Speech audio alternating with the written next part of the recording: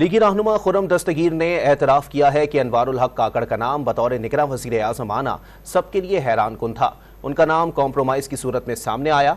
Don news के programme live with Adil Shahzeb में गुफ्तगू करते हुए वाज़ेह किया कि इंतखाबात में ताख़ीर हुई तो तमाम सियासी जमातें मुत्तहिद होकर बात करेंगी।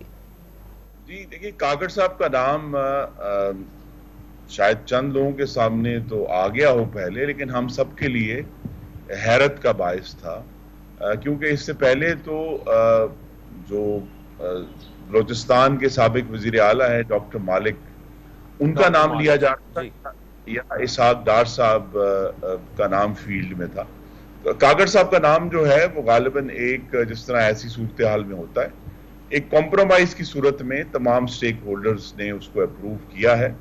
लेकिन मुझे तवक्को है, काकड़ साहब एक सोबर, पढ़े लिखे, मतीन आदमी हैं, बड़े अमलियत पसंद हैं, प्रैग्मेटिक हैं, तो वो इस सारे मामले को बेहतर तरीके से हैंडल कर सकते हैं।